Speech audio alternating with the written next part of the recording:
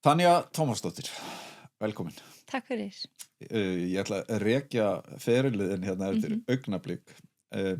Byrjum aðeins á að sjá bara kostendina eins og venjulega og það kaldi, 0% og það rúmfattalagurinn og Reykjavík Photo, vefverslunin hjá Bauhaus, Storytel og TM sem þú tengir nú ansið hressilega við. Já. Þú varst lengi þar. Já, ég vann þar í 8 ár og ber mikinn hlýhug til þessa fyrirtækis. Ok, sama ég og ég geri. Þannig að TM, þið fáið hérna kredit frá okkur. Og svo þeir sem vilja ókeypis hérna áskrift að Storytel, þá það story.tel/bókakjallarinn. Frábært að fá þetta svona rétt fyrir jólin. En sjáum hérna eina geggjaða mynd. Já. Þetta framkvæmdastjóri Breiðabliks, Tanja Tómasdóttir. Þetta óbúslega cool mynd. Já, þetta töframaðurinn Arnur Laufdal sem sér samfélagsmiðlana hjá okkur. Hann hrikalega snjall. Já, hann það, hann mjög flottur. Hann einhvern veginn, hann næra að gera bara svona sögur og bíómyndir úr öllu efninu í kringum Breiðablik. Já, hann hefur breytt svolítið þessu umhverfi og svolítið sett svona tóninn fyrir það hvað önnur félög og sérsamböndin hafa náttúrulega verið að sækja hann líka, þannig að hann hefur farið í verkefnum þeim. En þetta ekki uppstilt mynd, ég vissi ekki að hann var að taka mynd af mér, Í alvöru?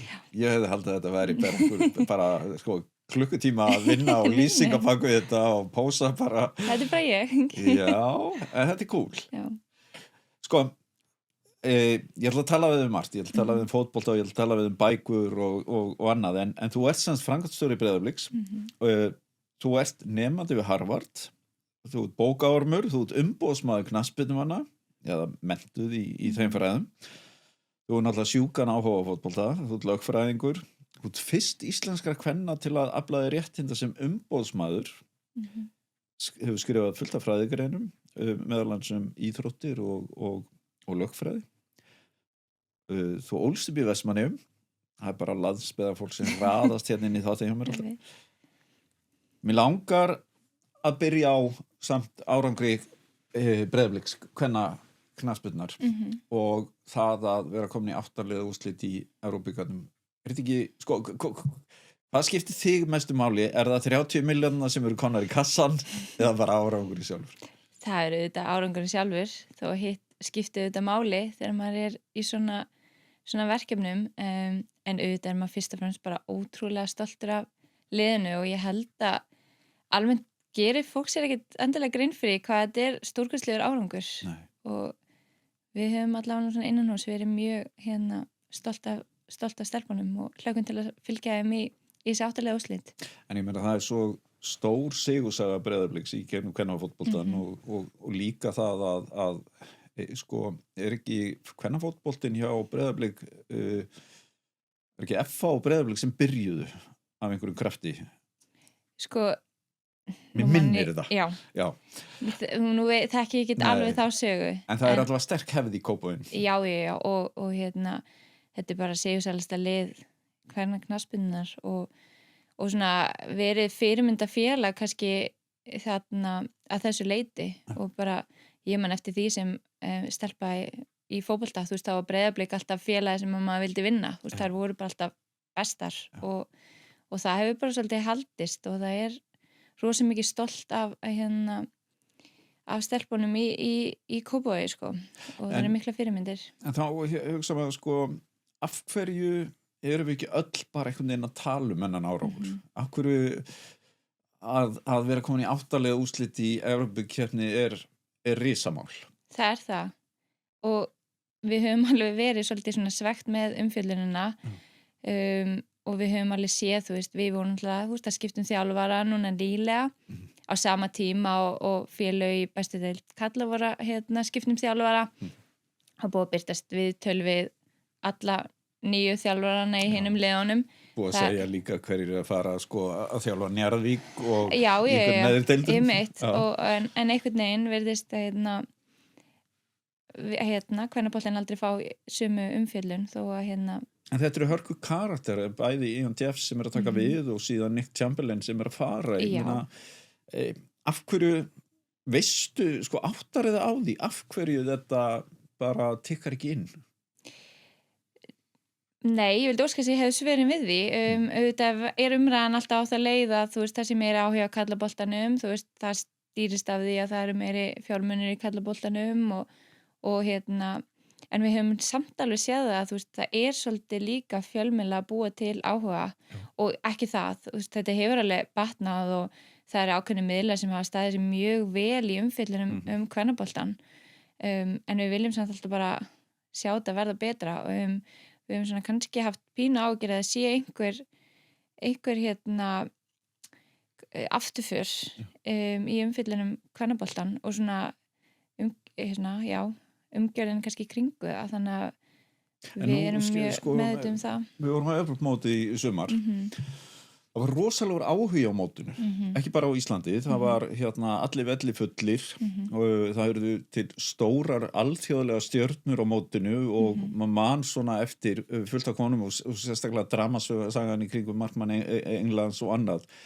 Þannig að mann finnst eins og allt sé fyrir hendi. Ensku liðin að styrkja sig, umfjöllunum ensku deildina, kvennadeildina, sænska deildin, mjög sterk og við höfum landsliðsþjálfara Belgíu en sko þannig að ég held að jarðvegurinn til staðar algjörlega og ég alls sammála því og það er auðvitað mjög gott að sjá og gaman að sjá að eins og bara umræðin kringum kvennalandsliði hefur alveg orðið meiri veist, og ég vil alls ekki gera lítið úr því sem að hefur þó verið gert en auðvitað þegar maður líka inn í þessu umhverfi og einhvern veginn að velta sér upp úr þessu daglega, þá sér maður þetta svolítið og maður heyrir þetta líka bara hjá leikmönnum, þú veist að og við viljum svolítið sjá þetta verða betra og þær fái kredit fyrir það sem þær að gera því þær leggja svo sannarlega mikið á sig til þess að ná sem árangur eins og þær náðu í sumar Breiðablik og ekki það var mjög skemmtilegt að fylgjast með deildinni í sumar, það eru félög að stíga upp sem hafa kannski verið svona í pínu lægð, þú veist Þróttur að gera frábæra hluti, FH líka Víkingur fram, þú veist, það er ótrúlega gaman að sjá að því að svona kannski undanfarin ár hefur þetta svolítið verið bara Breiðablik og Valur sem hafa bara skipst á að vinna, þannig að við fögnum því að það séu fleiri félög að leggja meira í kvennaboltann, þannig að það er klárlega, ég held að félögin sé að gera eins vel að þau geta og við erum að sjá leikmenn fara út og við erum að selja leikmenn og það er alltaf opnast fleiri tækifæri og það hjálpar auðvitað að árangur Breiðabliks í Evrópukeppni og annað, þú veist, þetta býr til áhuga á deildinni og leikmennum hér, en það er svona kannski, þú veist, eitthvað svona meiri umhverfinu sem maður myndi vilja sjá gerast hraðar.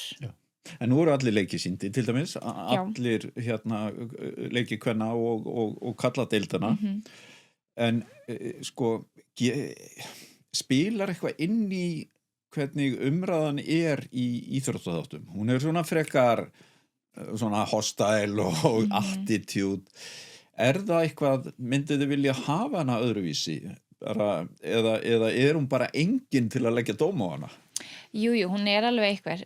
Ég held að auðvitað, og þá líka alveg við kallaboltan líka stundum finnst manni umræðan skrítin, og kannski ekki sangjöld, en ég held að leikmenn séu alveg tilbúinir að taka gagnrýni og félögin líka og við viljum auðvitað hafa aðhald og það sé fjalla það sem við erum að gera bæði vel og illa, en fókusin fer stundum á það sem kannski ekki nægilega vel gert, þú veist, og umræðan, maður svona bara, þú veist, svona fréttaflutningur í vetur og svona, kannski gengi á ýmsum félögum, en svo mitt, þú veist, svona frábæra árangur eins og hjá, Breiðablik sem kannski fær ekki eins miklu umfjöllun, það kannski aðalega það, þú veist, sem maður myndi vilja sjá meira. Við þurfum kannski að þjálfa líka bara fleiri konur upp í að koma fram í miðlum. Ég meina, Margrét Lára það tók hana smá tíma og Helena Ólafs sömuleiðis en sko þær eru alveg yfirburða sjónvarpsmanneskjur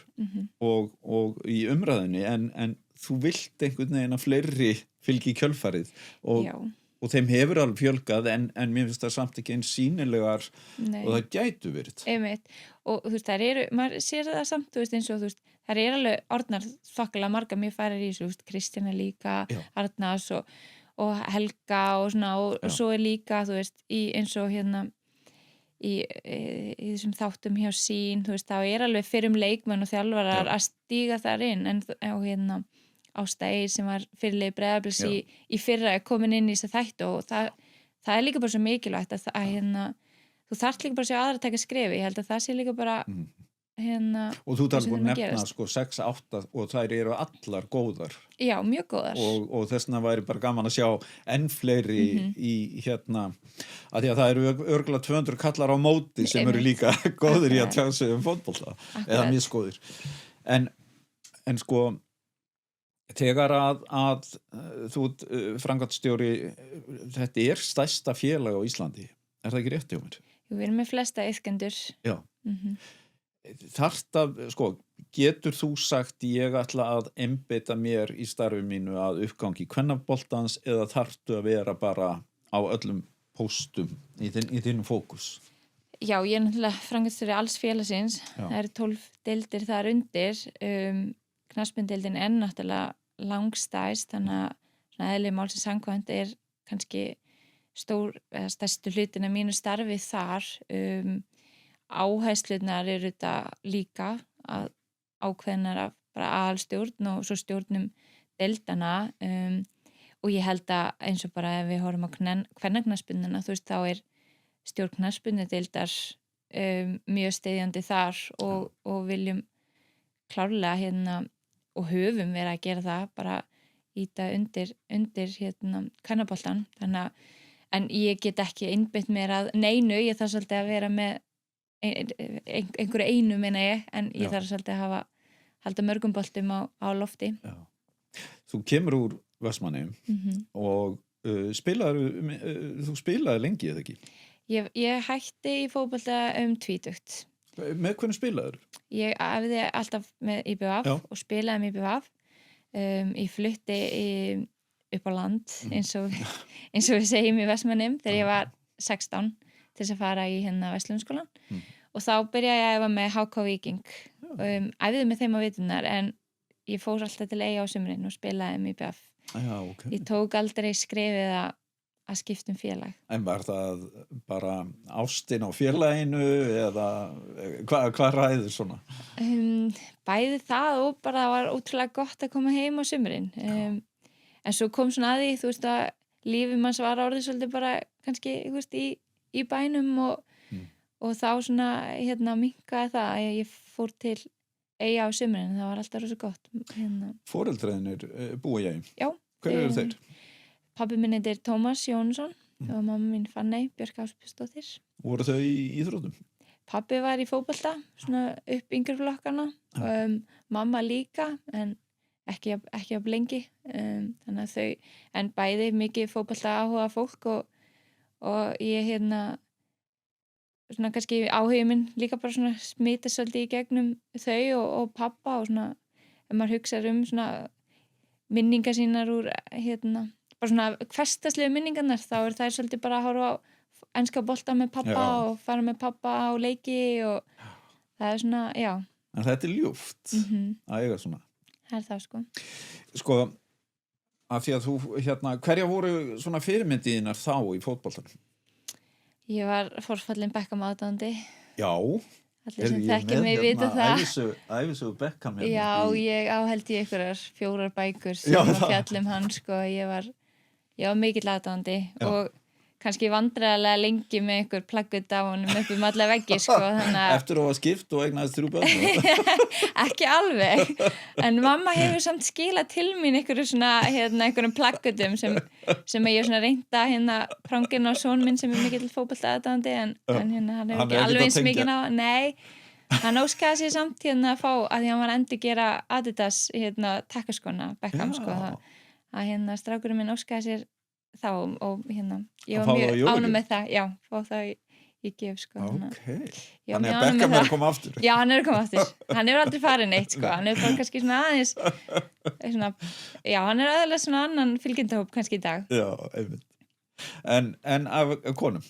Já, það var náttúrulega mjög margar svona sterkar fyrirmyndir, þú veist, Ásthildur Helga, þú veist, maður svona horfði á þær, Margrét Lára náttúrulega fyrir okkur Vestmanningar náttúrulega bara algjör stjarna og ég með þess að man bara eftir minni fyrstu fótboltaæfingu á parkettinn í Tíssimilinu, þá var ég 5 ára og þá var ég á æfingu með henni og þetta bara, ég man einhvern veginn alltaf eftir henni á þessum æfingum af því að hún hefur bara alltaf verið svo áberandi og svona mikill leiðtogi og fyrirmynd sko. Að því að Breiðablik heldur nú þetta risavaxna fótboltamót, símamótið, það sem að koma 5.000 stelpur á sumri. Þetta er náttúrulega risa viðburður. En hversu miklu máli skiptir einmitt fyrir stelpurnar sem að spila að stjörnurnar úr kvenna- og karlaliðinu komi á staðinn? Bara öllu máli. Það er það sem að maður sér bara hvað lifna við þegar að sjá þessar fyrirmyndir koma. Og meistaraflokka karla og kvenna í Breiðablik, þau koma og dæma á mótinu og eru svona sýnilega á svæðinu og það gerir bara ótrúlega mikið fyrir iðkendur og bara foreldra líka sko. Þetta er stóra fjárfestingin að byrja þarna, ef við erum þolinmóð einhvern veginn að viðhalda þessu. En finnið þið hverju svona mót skilar fyrir félagið eftir að svona mót er búið?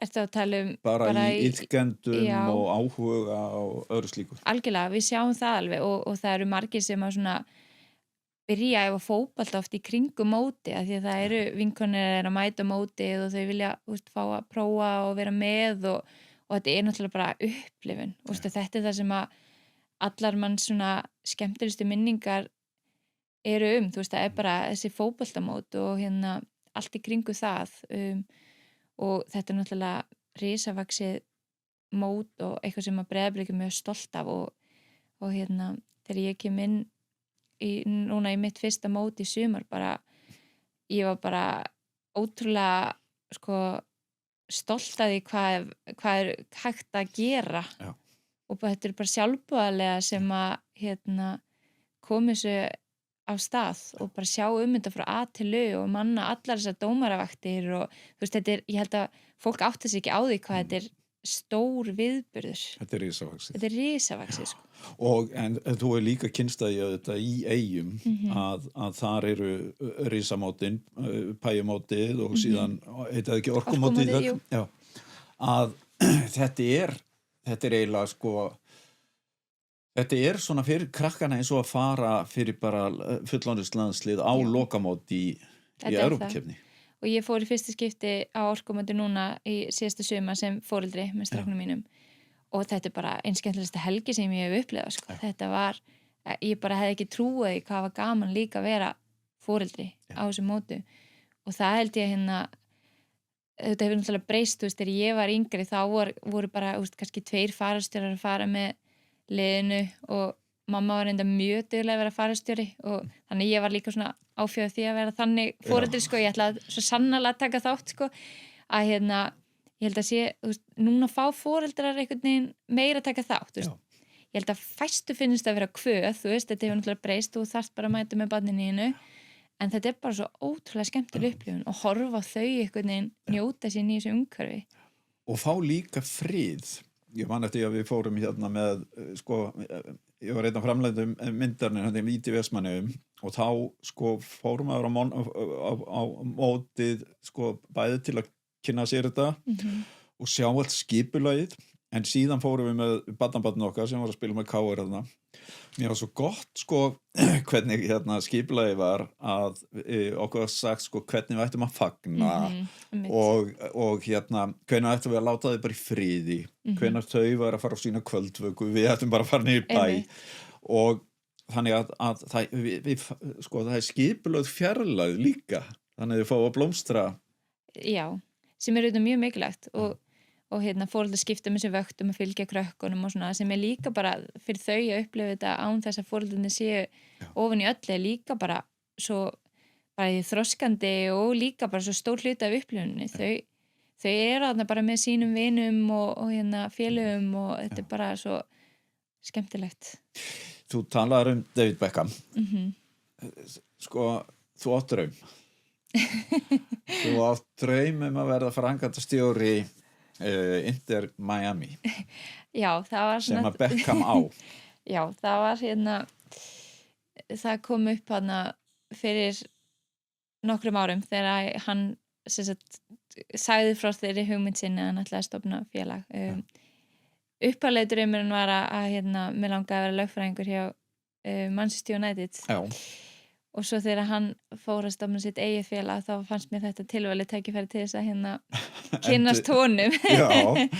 Þannig að já, það hefur kannski alltaf blundað í mér þessi draumur að starfa fyrir knattspyrnufélög. Hvort að ég mun einhvern tímann fara að teima í EM er svo bara spurning. En hefurðu látið vita af þér? Nei, ég hef nú ekki gert það. Sko, getum við ekki einhvern veginn komið sambandi við Beckham?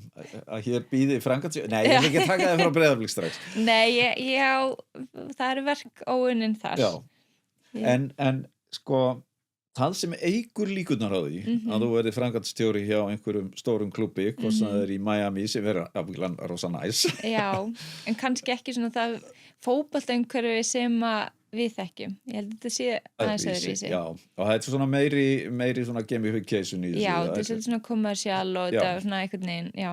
En þeir eru meistarar. Já, þeir eru núna fyrir einhverju 3 dögum. Já. Þannig að til hamingju með það. Já, takk. En sko, þú ert núna í námi í Harvard. Segðu mér aðeins frá því hvers konar nám það er. Já, þetta er sem sagt stjórnendanám fyrir stjórnendur í evrópskum knattspyrnufélögum og er sérstaklega sett á laggirnar af samtökum sem heita EFC, European Football Clubs. Hét áður ECA, European Club Association, nýbúnar í branda sig og þeir sem sagt fóru í samstarfi við Harvard við að bjóða upp á þetta nám fyrir stjórnendur í knattspyrnufélögum og sem aðilar að þessum samtökum þá gat ég sem sagt sótt að komast í þetta nám. Hvað hvað eru margir sem stunda þetta? Við erum 52. Og frá bara öllum löndum? Já, þetta er bara öll flóran. Við erum aðilar frá stærstu klúbbum í Evrópu og líka minni klúbbum og þannig að þetta er ótrúlega skemmtileg blanda af fólki. Og allir að díla við það sama þó að klúbbarnir séu ólíkir að stærð. Já, það sem að mér fannst svo skemmtilegt og merkilegt er að ég kynnist þessu fólki og búin að kynnast ótrúlega flottu og frambærilegu fólki og sem að maður labbaði svolítið inn í þetta með svona smá minnumáttakend komandi frá litlu félagi á Íslandi sem að örugglega ekki allir vissu hvað klúbbur var en þó einhverjum þannig að Já, ég átt að leiða úrslitum í Evrópukeppninni. Já, algjörlega og strákarnir komnir í deildakeppni sambandsdeildinni og við mættum til dæmis Sekta Dónes og þar framkvæmdastjórinn þar er í þessu námi líka þannig að mér það svo merkilegt þó að þetta væri félög sem þú horfir á sem bara Juventus og PSG og þá var líka frá Manchester City og að það eru samt svona alls konar maður haldið þetta fólk væri á hrókaföld fyrir eitthvað svona en það er della bara. Það er líka það sem að mér fannst svo gaman að sjá þetta er bara fólk eins og ég og þú og bara einhvern veginn maður gerir svo mikið úr fólki út frá einhverju stöðu og einhverjum einhverjum hvað maður segja, félagi og annað, einhver status eitthvað, og náttúrulega flestir hann reynslu meiri og eldri en ég, þannig að ég leit líka bara á þetta sem greiðlega gott tækifæri bara til þess að læra af þessu fólki og bara hlusta á þau, segja frá sinni reynslu, annað hefur bara verið eiginlega dýrmætast í þessu öllu, Og líka fólk sem er komið kannski á annar stað, það er svo meðvitað að það er ekki alveg durt, er að díla við alls konar vanlíðan eða óþægindi og gleði þetta og annað, þannig að það er eiginlega svo holdt fyrir alla að geta verið einhvern veginn að deila og heyra af reynslu annarra. Algjörlega, þannig að þetta hefur verið ótrúlega skemmtilegt. Svona umræða eins og bara með þessi furðulegu friðarverðlaun FIFA og svona bara þessi spillingar umræða í kringum fótbolta. Þetta er ekki skemmtilegt. Nei, þetta er það ekki og þetta er náttúrulega kannski af því að það er svo margt gott og þetta er svo mikilvægt í sérstaklega bara maður horfir á, þú veist, yngreflokastarf og annað, þú veist, þetta svo mikilvægt fyrir samfélagi að, þú veist, þessi mál eru þetta eitthvað svona sem að maður hefur ekkert gaman að því að heyra sko.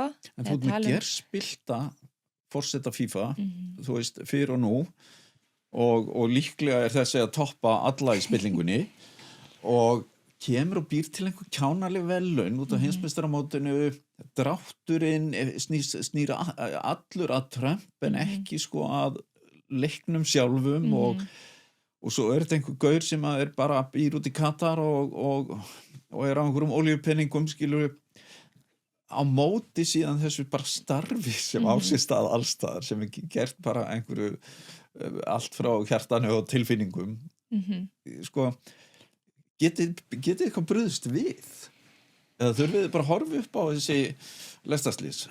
Það alveg góð spurning. Þetta svolítið svona þessi pólitík sem að maður alltaf að sjá hvað stór í þessu og þetta náttúrulega bara eitthvað svona einhvern veginn svo fjarlægt manni, þú veist, af því að þú veist það sem að við erum að díla við dagstaglega svo langt frá því að vera einhvern veginn þarna, þannig að þú veist það svo erfitt fyrir okkur að held ég að gera eitthvað í þessu og ég held að það sé líka þannig, þú veist, eins og fyrir KSÍ og okkur sem er náttúrulega alveg í samskiptum, þú veist, við aðlan innan, þetta svona, þetta alltaf svolítið pólitík, sko, þú þarft alveg að svolítið að passa því hvaða leiður ætla að feta í því að gagnrýna eða láti ljós óánægðina og bara hverju skilar það bara, en auðvitað, þú veist, þetta afskaplega skrítið.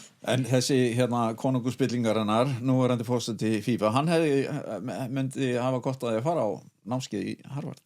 Ég held að hefðu einmitt svona þessir toppar oft gott að því að hlusta á svona kannski félögin, sko, grasrótina og það sem maður finnur líka bara í samtölum innan lands nú, að það bara skiptir svo miklu máli að hlusta grasrótina og ekki það, þú veist, samtali hér er að mínum að þetta er bara mjög gott og við erum í bara nánum tengslum við, þú veist, þessi sérsabönd og þannig að maður hefur það á tilfengunni að það sé svona gagnkvæmur skilningur þó að sé einhver fætingu stundum útlutanir á peningum eða til íþróttamannvirki eitthvað en í grunninn svona gerir sér allir grein fyrir því að það liftast allir upp á árangri eins og það er eins og árangur Víkinga í fyrra og Breiðablik þar á endan að þessi peningar nýtast eiginlega öllum á einhvern nátt og athygli. Já og við sjáum það bara í að hvernig leikmannasölurinn og innanlands hafa breyst eftir að þessi peningar komu inn í bara hagkerfið að það hafa hækkað, leikmenn hafa hækkað í verði í innanlands sölum, þú veist, þetta hefur breyst mjög mikið bara síðustu 3-4 árin. Er þetta gott eða slæmt? Sko, þetta er kannski gott að því leita þarna komast peningar til þeirra félaga sem eru kannski ekki ná sama árangri í Evrópu.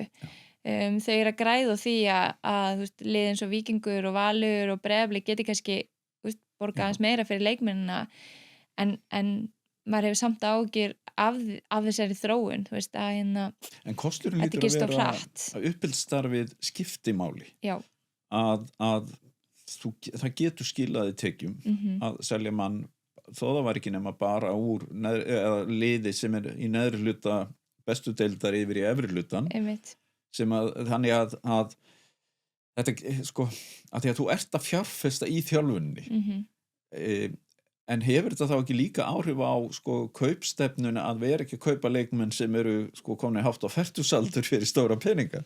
Jú, að sjálfsög og það svona það sem Breiðablik hefur gert vel í gegnum tíðina að við höfum verið með mjög gott yngreflokkarstarf og það hefur skilað sér í því að við höfum fengið tekjur inn fyrir leikmannasölur og svo heldur það bara fram að tikka þegar það skiptum félög erlendis og svona þannig að Breiðablik hefur verið í gegnum tíðina verið mjög framarlega þar og það er svona hluta því sem að við erum mjög stolt af og viljum einhvern veginn líka efla en á sama tíma berum við líka ábyrgð á því að finna öllum farveg, þú veist, ekki bara einblína á mestu talentana og selja þá út, við þurfum líka að finna bara verkefni hæfi fyrir alla, þú veist, eins og núna í dag við erum með einhverja 100 strákar rúmlega í öðrum flokki kalla sem bara ótrúlega fjöldi og þetta einmitt aldurinn þar sem flestir hætta að spila fótbolta og allir hafa þann draum samt að spila fyrir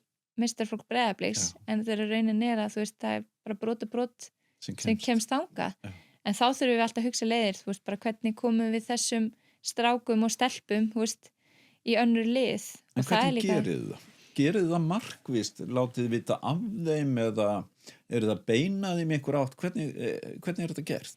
Sko, við erum alltaf að reyna að bæta okkur í þessu samtölu eru bara tekin við leikmenn bara, og við reynum að búa til svona ákveð pathway, við finna kannski íslenska orði fyrir það, fyrir leikmenn og ef við sjáum að það kannski, þú veist, fyrir séð að það er allavega ekki kannski pláss fyrir í dag í meistaraflokki að frekar og farir á lán og getur svo komið kannski einhvern tímann aftur tilbaka þannig við reynum alltaf að finna leiðir fyrir leikmenn. Þannig að það sé svona í sátt við alla og það sé ekki þessi höfnun.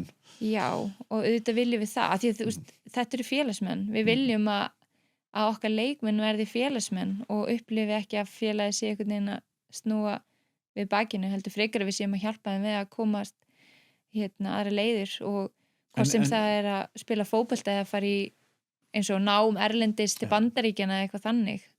En sko, einhvern heyrði ég að það væri orðin svo nýi hvatinn fyrir ungt fólk að þó þú kemist ekki atvinnumennsku hjá Real Madrid eða einhverjum slíkum að þá ættirðu möguleika að fá námsstyrki út á fótboltagetuna.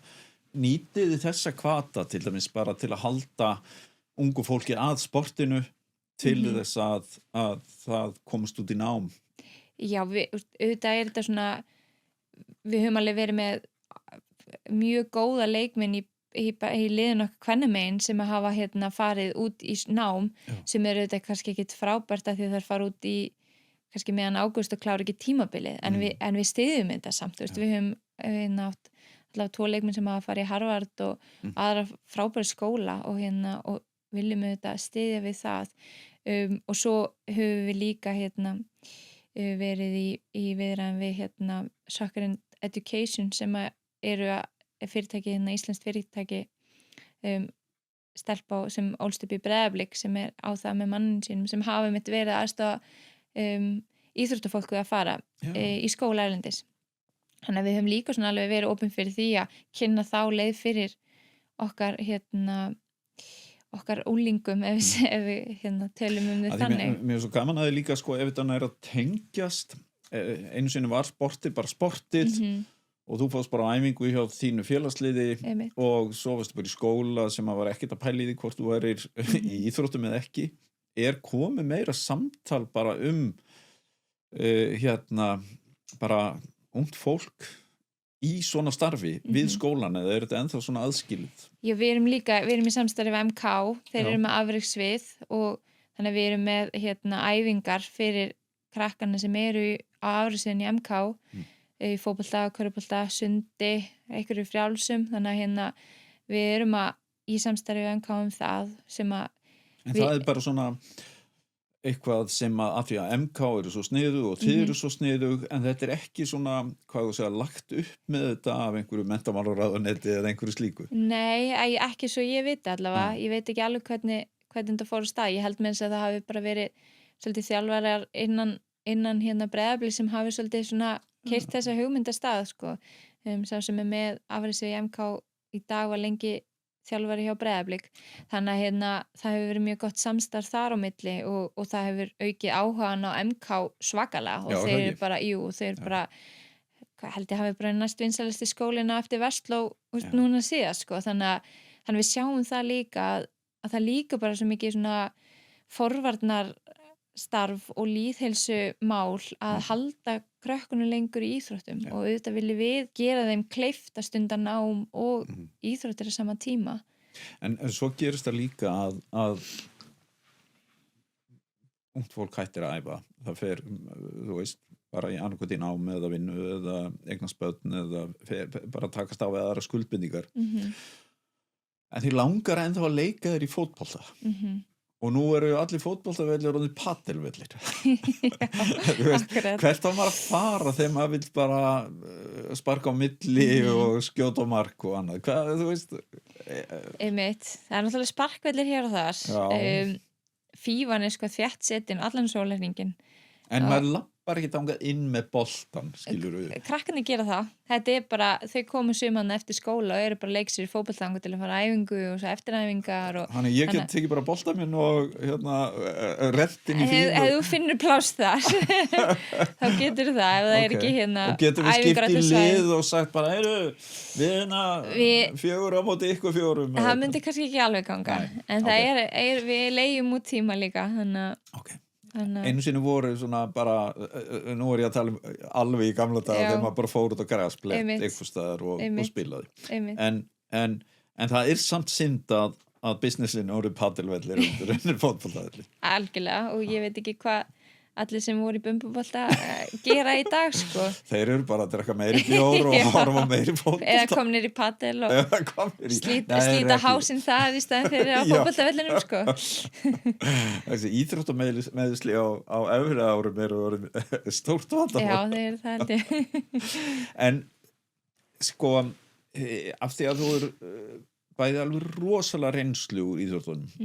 Bæði að hafa spilað, vera stjórnandi og lögfræðingur, þá myndi maður spyrja af hverju fórstu ekki til KSÍ?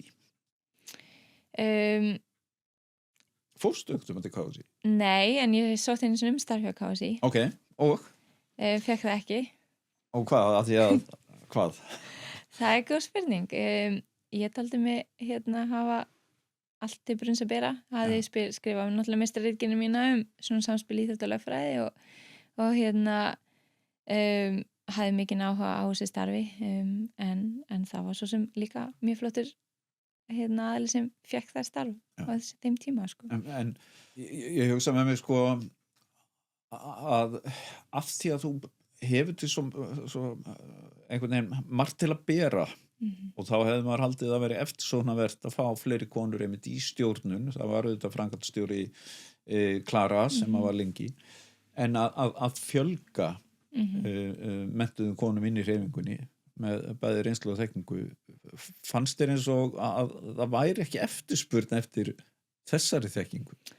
Sko, það sem ég upplifði í þessu ferli, og ég hef svo sem alveg talað það svona í tengslu við það sem kom svo upp hjá KSÍ, að ég upplifði pínu að það var ákveðin hræðsla við gagnrýni. Ég hafði skrifað náttúrulega ritgerðina mína þarna íþróttir og lögfræði, hafði farið mjög ítarlega ofan í allar reglugerðir KSÍ, borið þar saman við það reglur sem gilda almennt og bara það saman við alþjóðlega reglugerðir hjá FIFA og svona hafði hugmyndir margt sem mætti betur fara. Þau skilaboð sem ég fékk í þessu ferli var að mér fyndist margt vera að hjá KSÍ og ég sagði að það hafði aldrei verið starfandi lögfræðingur í sambandinu, þannig að eðlilega, þegar það eru kannski bara sjálfboðaliðar sem sinna þessu í einhverjum nefndum, þá auðvitað gefst aldrei tími eða tækifæri til þess að fara ofan í kjölina hlutunum og ég sagði bara ég hefði margt fram að færa þar sem ég hefði svona kynnt mér ýmislegt sem betur mætti fara og svona kannski upplifði svona pínu.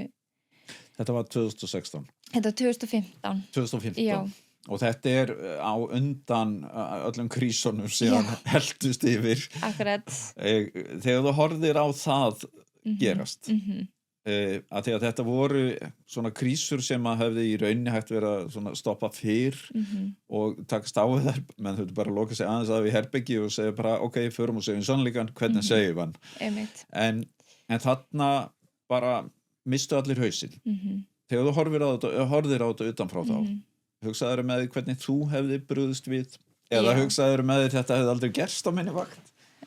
Ég hugsa að ég hefði brugðist við, auðvitað er auðvelt að vera utanfrá og horfa á þetta en ég var mjög gagnrýnin á KSÍ á þessum tíma og ég var fyrir miklum vonbrigðum með KSÍ af því að mér þykir vænt fótboltanum, mér þykir vænt hreyfinguna. Ég þekkti líka aðeins til í þessu máli sem upp kemur þarna, þannig ég var kannski ekki hlutlaus hvað það varðar og ég taldi að það hefði verið hægt að standa betur að hlutunum og eflaust hefði það alveg hjálpað að hafa fleiri raddir kvenna innan raða KSÍ þegar þetta allt kemur upp sko, af því að það hefur bara sýnt sig að við horfum aðeins öðruvís á hlutina sko.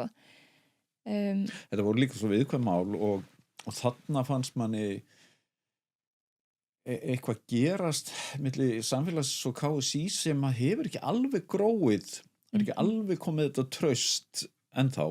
Jú, við förum og horfum á leiki og fögnum þau standa sér vel en það er svo eitthvað hafi gerst, eitthvað skil á milli.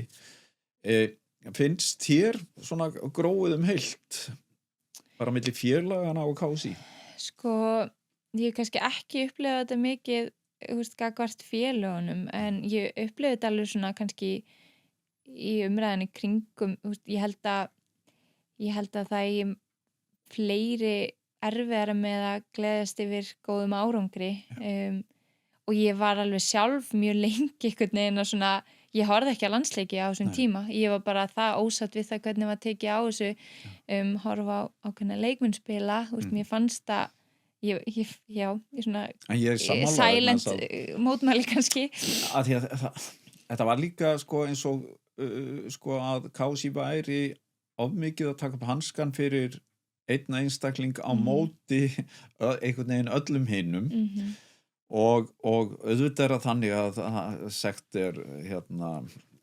ekki fyrir sönnuð eða hvað það þessi frasi sem að pirra mig en svo verða aðrir að njóta vafans sem eru auðvitað þeir sem að leikur sér enginn að því að vera í 10 ára átökum að ná einhverju sanngirni í eitthvað mál að þegar brotið aður þannig að þessi meðvirkni inn í sko það er alltaf veikur hlekkur hjá KSÍ. Já, ég held bara almennt innan kannski ekki endilega bara fótboltans, kannski svona íþróttahreyfingar en sem slíkar. Við leyfum ákveðni hegðun að viðgangast, við leyfum þessum íþróttafólki kannski, þú veist, þetta er þetta algengara að það séu kallmenn sem eru gerendur í svona málum. Ég held að við leyfum þeim að við gerum ákveðnar hetjur og stjörnur úr þessu fólki og það er rosalega erfitt þegar að hetja þín reynist svo kannski ekki vera eins hrein og þú hélst og það er rosalega erfitt að díla við það og það er meðvirkni með því og ég er alveg sammála því en mér finnst líka bara ábyrgð okkar gagnvart yngri iðkendum og að þú veist ábyrgð okkar er svo mikil að við verðum að einhvern veginn að passa að þessi hlutir fá ekki að viðgangast veist, þetta veit ég að þetta er flókið og þetta er erfitt sko. Bara það að nú hafið þið alveg rosalega stóran iðkendafjölda hvað megið þið fara langt í að ræða bara hegðun bara kurteisi, samskiptavenjur þú veist, er eitthvað bil þarna á milli eins og skólinn hefur eitthvað hlutverk fjölskyldan hefur þetta hlutverk og svo íþróttafélagið hvað, er eitthvað svona skipulagt hvernig þið nálgist þetta? Sko, ég held að heilt yfir mætti nýta íþróttafélagin betur þú veist, það er komin einhver svona samþætting þjónustu innan sveitafélagana í samstarfi skólana íþróttafélagin eiga einhvern veginn að vera smá partur af þessu en við erum svo svolítið utan við þetta en ég held að það mætti svo mikið betur nýta því að þú veist, þjálfarar eru líka bara svo ótrúlega miklar fyrirmyndir fyrir börnin og þeir geta komið skilaboðum á framfæri og þeir hafa rosalega mikið uppeldis hlutverki í rauninni að ég held að það mætti nýta íþróttahreyfinguna betur í bara forvörnum og að koma framfæri þessum skilaboðum æskilega hegðun og hvernig hún kemur fram og auðvitað eru þjálfararnir með ákveðnar reglur á æfingum hjá sér og svona og og félagið er svo með, þú veist, viðbragð við þegar Já, mál já. koma upp.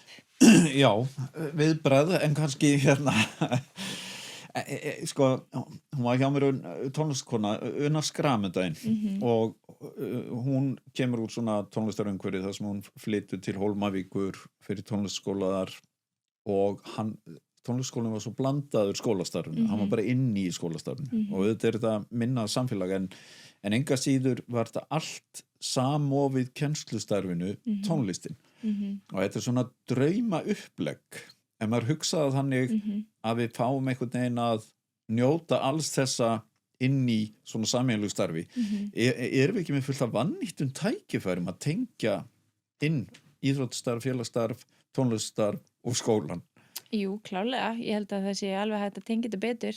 Þetta er alveg ákveð, þú veist, samstarf, þú veist, og við höfum alveg, en auðvitað, þú veist, líka bara persónuverndarlöggjöf annað sem að svona stoppa okkur oft, sko, en við hérna, það hefur alveg komið upp mál sem við höfum svona þurft að leita til skólans og hérna, og bæjarins og bara aðstoða okkur með, þú veist, að því að ef það eru, stundum eru vandamál í skólanum en svo kemur hérna einstaklingurinn á æfingu og bara blómstrar, skilur við. Það er líka gott að vita af því að hérna og öfugt fyrir skólan. Og öfugt, sko, algjörlega. Þú veist að hérna þetta er einhvern veginn, við þurfum öll að hérna starfa saman í þessum málum, sko. Já. Og það er líka að hegðun á einhverjum einum stað, eins og þú segir, ef hegðun er slæm í skólanum og skólinn veit við komum til að standa sér vel, er áhugasam í íþróttunum. Einmitt, bara ítundi það. Hvað með laun hjá hérna konum? Eru þau að aukast líka? Í þá leikmönnum? Já. Já, ég myndi segja það. Er það bara svona í jöfnu hlutfalli við árangur og tekjur utanfrá eða árangus kallaliðs? Það er þá frekar, þú veist, árangur þeirra. Auðvitað er mikill munur á bæði tekjum sem kom inn í félagi kvennamegin og kallamegin og það er líka mikill munur á launum kalla og kvennamegin. Svo það sé sagt, sko. Og það er í rauninni eitthvað sem bara mun alltaf halda áfram að sko, er þetta alveg órjúmanlegu múr þetta með tekjur í kallaboltanum, eru þær ekki að ná einhverju toppi og konur að stíga ofar í þessu? Ég held að tekjurnar kallamegin sé ekki búin að ná toppi. Maður sér þetta bara aukast en það er alveg aðeins að aukast kvennamegin en það gerist rosalega hægt og þar er náttúrulega bara það sem við sjáum bara eins og í Evrópukeppninni, þú veist, ef að peningarnir sem UEFA setur í þetta, þú veist, þetta er og það sem dreifist svo á félögin eftir þáttöku er svo miklu minna heldur en kallamegin að hérna ef að þar færi að koma meiri peningur, þú veist, þá náttúrulega myndi það ýta undir að við gætum verið með betri samning og betri umgjörðin hjá kvennaliðinu samt svo sama hjá kallaliðinu, þú veist, að mestu leyti við reynum að hafa allt utanum liðið eins en við getum ekki greitt sömu laun báðum megin. Tekur eftir að svona íþróttagreinar stækka eins og kvennagolfið gerðist náttúrulega mikið þegar að Ólafur Þórunn fer og kemst á PGA en stundum finnst mér skemmtilegur að horfa á kvennagolfið það er svona minni átök og stundum er sagt að ef þú ætlar að læra golf, horfðu frekar á kvennagolf það er miklu meiri mýkt sem þú þarft á heldur en þetta afl en sko þessi að ég trúi einhvern veginn að þetta sé eitthvað sem að eigi eftir að smella þegar bæði fyrirtæki fatta betur verðmætin í þessu þau bara finnur þetta ekki bara svona almennt hjá til dæmis bara þeim sem eru með peningana í samfélaginu að þeir séu einhvern veginn að koma meira inn í kvennasport?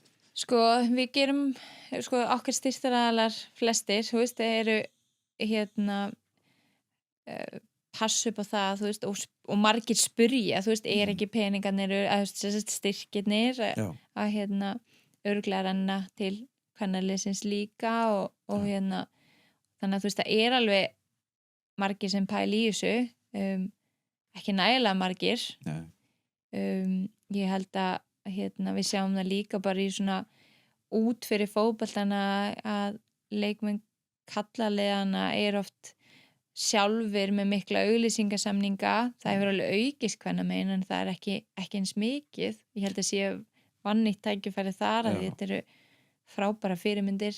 En við eigum líka alþjóðlega stjörnur, ég meina Sveindís Stein og Glódís Perla sem að, þú veist, þetta eru manneskjur og Sara náttúrulega, hún hætt, eða ekki? Þannig hún að spila í Katar. Hún komin í Katar, já, Já. alveg rétt. Það eru peningar. Akkurat. En þá veltum að líka fyrir sér þessu sko að því að ungi krakkar sko bara titra þegar þeir sjá þær af lotningu. Erum við ekki bara bara örfáum skrefum að þetta springi út eða kallafótboltinn alltaf bara einhvern veginn að þvælast fyrir? Jú, ég vona það, þú veist, og ég sé ekkert af hverju við ættum ekki að geta tekið stærri skref kvennamegin. Og þetta örugglega bara, og við erum alltaf að leita leiða til þess að og kalla eftir samtali við bara, ITF og KSI, bara hvernig getum við aukið, þú veist, En hvað þarf til dæmis að fjölga áhrifnum og leikjum? Þarf ekki að sækja bara í Inter Miami, hvernig þau búa til bara svona hálfgett festival í ekki alvöru þetta bara svona sýningar þar sko. Já. Jú, við höfum mikið reynt að leita leiða til þess að svona gera þetta meira að, þú veist, viðburði, þú veist, hvernig getum við aukið, þú veist, stemmingunum kringu leiki, fengið fólk fyrir á völlin, þú veist, við vorum í sumar svolítið að prófa okkur áfram með að, þú veist, fá matavagna og það reyndist bara mjög vel og við höfum líka verið með, þú veist, einhverja leiki og keppna á milli flokka, þú veist, að mæta á leiki og pítsuveisla fyrir flokkin sem mætur með flesta og eitthvað svona, þannig að, þú veist, við erum alltaf að leita leiða bæði bara, þú veist, kvenna og kalla megin, þó að af því að maður horfir á það líka bara, maður sér, og auðvitað erum við í erfiðri stöðu, við sjáum bara, þú veist, í byrjun sumars frábær mæting á völlin, almennt séð, svo náttúrulega bara fara allir í sumarfrí og áhorfið deyr svolítið yfir hásumarið. Allir við sumarbústaðum. Já, þannig að þú veist, við dílum líka við það, en ég held að við getum, og félögin eru að fara alls konar leiðir, þú veist, Afturelding fór að bjóða upp á heitan pott við Afturelding framan af sumri, það var brjálu stemning. Já. Og ég man bara eftir þessu Víkingsleik þegar unnu Víking og maður einhvern veginn horfði á leikinn og það var einhvern veginn allt trillt í einhvern veginn allt sveitafélagi mætti. Var ekki stemning líka kringu kvenna liðfélagsins? Hjá Aftureldingu? Nú þekki ég það bara ekki alveg. En allavega, kallaliðið náði þessu, svo fór aðeins að fjara kannski eitthvað undan, en það sama til dæmis á Vestra, en kannski minni bæjarfélögin bara eigaðu auðveldara með einhvern veginn að taka utanum. Já, við vorum bara að tala þetta í vinnunum daginn að við áttum fyrsta heimaleik kallamegin á móti Aftureldingu og þetta var bara eitt skemmtilegasta leikur sumarsins. Brjálæðislega og mæting, auðvitað mikil eftirvænting þegar voru að spila sem fyrsta leik í efstu deild og svona, og þetta er skemmtilegt félag og svona leiðilegt að þeir hafi fallið að því að við viljum hafa svona stemmingu og oft vantar þetta í stærri félögin svona, þú veist, og við höfum oft talað því á Breiðablik, við erum þetta risastóra félag bara, þú veist, við þurfum að auka einhvern veginn svona, komum að segja, stemminguna sko. Og það sem ég fannst svona þegar ég utanfrá áður en ég kem inn í Breiðablik bara að Breiðablik var ótrúlega svona flott félag og svona fór gott orðaði, en það vantaði svona kannski pínu stemmingu í kringu það. Sko, ég bjó í ég ólst upp í Kópavoginum og svo fórum við, þetta var bara fastuliður að fóra heimaleiki Breiðabliks, ég held að það fyrir sumarinn kannski eitthvað fyrir 90.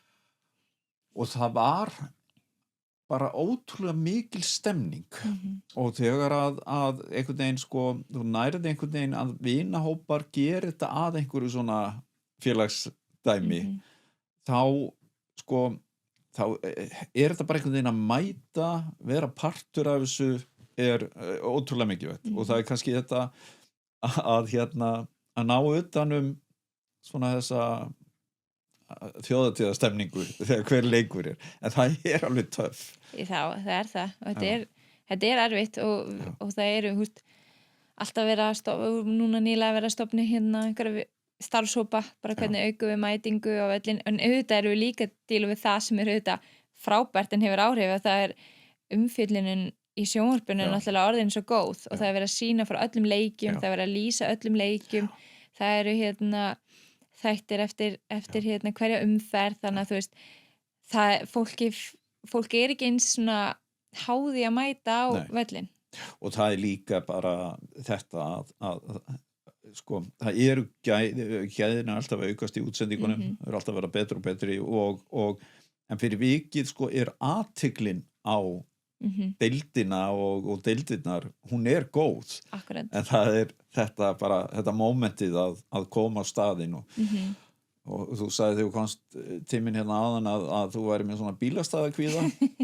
Þetta partur af því til þess að fara leiki og Una nefndi það við mig líka í spjallinu okkar að fólk væri komið svona bara, það nefndi ekki vesenni vesen að keyra eitthvað að leggja einhver staðar, arka eitthvað getum við dregið úr þessu vesenni? Eflaust sko mér finnst þetta kannski eitthvað svona nostalgía í mér sko, ég fæ alltaf svona fiðring þegar ég fara á vellinu sko og og ég tek börnin mín með á alla heimsins leiki ég hef ekki tölunaði hvað sem margar fótboltaleiki ég fór á í sumar og ég vil svona venja þig við þá þegar það var gaman að því sko en mér finnst þetta svona, fyrir mér þetta bara ég horfa á þetta bara sem svona skemmtun líka sko við tókum þú veist, vorum að fara á KR-vellin þá tókum við bara strætó sko það var bara ekki þægilegt sko þannig að ég held, örugglega margir sem tengja við þetta sko þú veist, þú þarft alveg að mæta tímalega og ætlar að fara á bíl og finna stæði og mér erfitt eftir völlum og svona, þannig að ég veit ekki hvernig við myndum draga úr því sko. Og kannski maður að hugsa sjálf og sig krakka sem ekki sanngjarnt ef maður ber saman við krakk í dag, kannski allt orðið einhvern veginn flóknar en sko ég bjó í Kópavoginum, ég var sjúkur fótbolta áhugamaður og ég tók strætó sko niður á Laugardalsvöll eða ég bara fór og horfði á leiki. Mér fannst svo gaman að fá mig bara pulsu og stundum var ég bara einn og þurfti ekkit félagskap af því að mér fannst þetta bara skemmtilegt og það dugði mér alveg að vera einn þó maður veri oft svona þegar maður var unglingur háður því alltaf að vera með maður fór ekki einn í bíó og þú veist, var maður eitthvað rosa glata en þarna var maður nógu afslappaður einhvern veginn til þess að maður gerði bara það sem maður langaði en það eins og þú nefndi með pappaðinn og að sitja og eiga þessar minningar að horfa fótbolta saman. Það sko, ég held að þetta sé eitthvað sem að við erum ekki að fara í burtu frá. Við eigum eftir að sækja þetta aftur. Við eigum eftir að fara á tónleika meira. Við eigum eftir að fara á íþróttalega. Ég held við séum í öll þessu tækni djargoni að við séum að færast nær hvort öðru. Ég ætla bara að trúa því. Já, ég samanlega og ég sérstaklega en elsta minn sko, ég dreif með mér á alla leiki og hann gerir bara ráð fyrir að koma með mér á leiki, þú veist, og það líka bara samverið fyrir okkar því að svo hann annars bara með vinum sínum eða einmitt í tölvunni út í fótbolta eða eitthvað, þetta svona samverið líka. Hvað hann gamall? Hann 10 ára. Ég verð að segja þér eina minningu sem ég átt, af því að ég bara tengdi aðeins við þetta. Þegar ég var 10 ára, þá að mamma svona mikið baráttukona og svona mikið í svona þessari kvennabyltingu sem að var svona upphafið og hún dró mig með sér hérna 75 þar sem að ég fattaði að ég var líklega eini karlmaður í 25 kvennahópi en þetta var rosalega sterk minning af því hún var svo yfirpeppuð og meiri segja sko að hún aftrompaði pappa sem var sjómaður bara hvað ruglar þessi kvenna heiðu og það var bara svona ok og yfir þetta að hún tók mig alltaf að því hún átti miða á alla genarpröfur í leikhúsum þá fór hún alltaf með mig á allar leiksýningar og svona eins og þú fer með barnið og þetta verður einhvern veginn að einhverju svona sem eðlilegt að fara bara með foreldri sínu og Þannig að ég held að ef að allir foreldrar takið þetta fyrirmyndar og gerið þetta bara, takið bara krakkana með, leifið þeim ekkert að einmitt. ekki hafna því. Og það með það sem að maður vill líka sjá gerast eins og með bara á kvennaleikjum, þú veist, Já. að af því að mætingin hefur kannski ekki verið eins góð þar, að þú veist, að það er líka bara að venja börnin við að Já. þú mæti bæði á kalla kvennaleiki. Já. Og eins og fyrir stráknum mínum er það bara orðið, þú veist, það bara, hann mætir jafnt á kvenna og kallaleiki og hann pælir ekki í því. Fótboltinn er orðinn svo góður, þú veist, og sko íslenski boltinn að horfa á hann kvenna og kallamegin, hann er ljósárum frá því hann var. Þetta er bara orðið vel flott spilandi lið. Já, bara ótrúlega skemmtilegt að horfa á hennar fótbolta. Þú ert bókaormur. Hver voru uppáhaldsbækurnar þinnar? Þegar varst krakki? Sko, ég las mjög mikið þegar ég var krakki. Já. Og hef, bara tengi svona, mínu svona bestu minningar við það líka bara er að, þú veist, lesa bækur. Ég bara gerði þetta mjög mikið í mínum svona frítíma og það er svona mjög minnistæða bækur stelpu sem hét Labba. Já. Og þetta var, ég man alltaf eftir sko, að bókasafnsverðurinn á bókasafninu í grunnskólanum mínum, hún kynnti mig fyrir þessum bókum, að því ég var eiginlega svolítið búin að lesa bara allt. Já.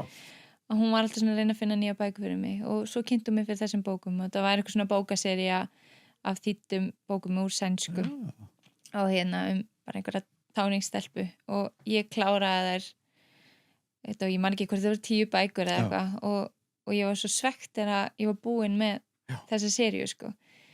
Það var einhvern veginn allt búið. Já, og svona einhvern veginn erfitt að, þú veist, þetta er bara svona sem að klárar góða, þú veist, þáttaseríu, skilur þið langar alltaf í hans meira sko. Og þú einhvern veginn samfærum að ekki toppið þetta. Já, pínu þannig sko. Hver er Labba?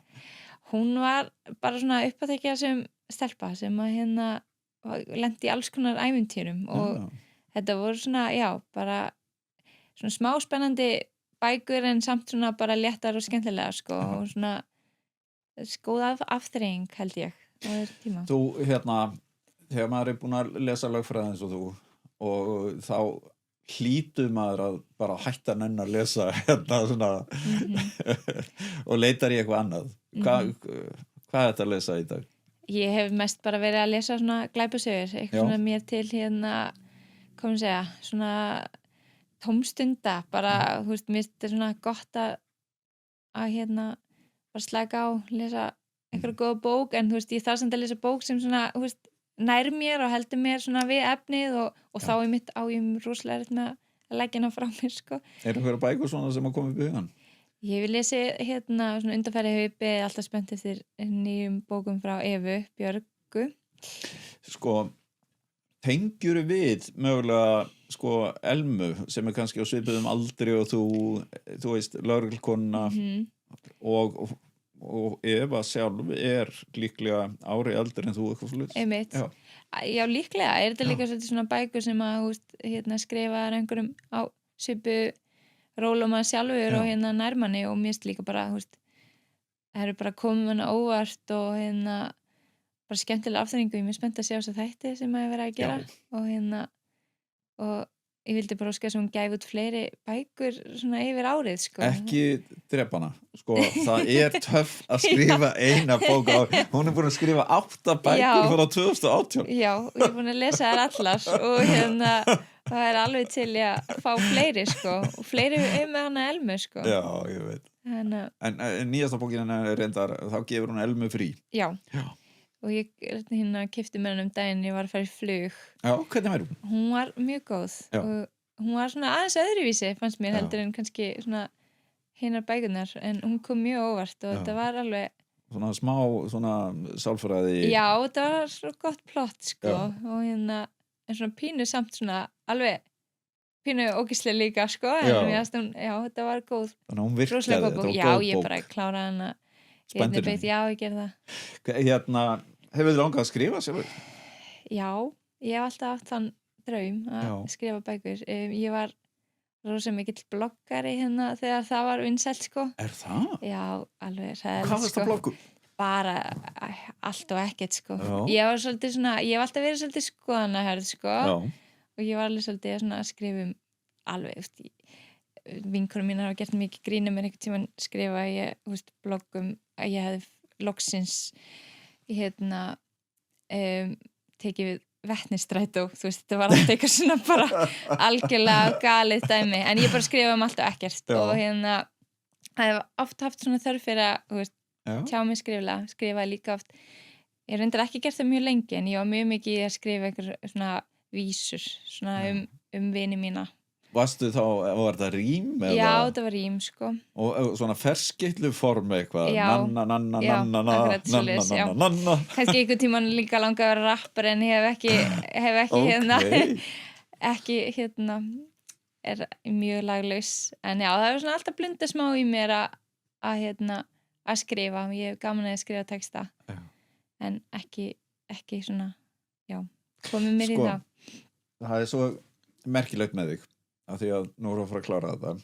Þú ert framkvæmdastjóri Breiðabliks og þú einhvern veginn hefði haldið að með alla þinn feril, allt þetta sem þú ert einhvern veginn búin að gera, að þú ættir að vera í öðru hverju forsíðu viðtali hér í miðlunum og álitsgjafi og alltaf að tala sport og framtíðis og ég ætla að vona að það gerist í framhaldinu vegna þess að þú að manneskja með svona breidd, þetta er ekkit alltaf, það er ekkit allir svona og að hafa áhuga á íþróttum, hafa áhuga á listum, hafa áhuga að skrifa, vera með þessa þekkingu á einhvern veginn öllum póstum, þannig að ef þú verður rappari, gerðu það þá, ef þú verður rithöfundur, gerðu það þá. Já. En mér langar mest að þú verði framkvæmdastjóri Inter Miami. Já, takk fyrir það. Frábært að fá þig. Takk fyrir mig. Takk.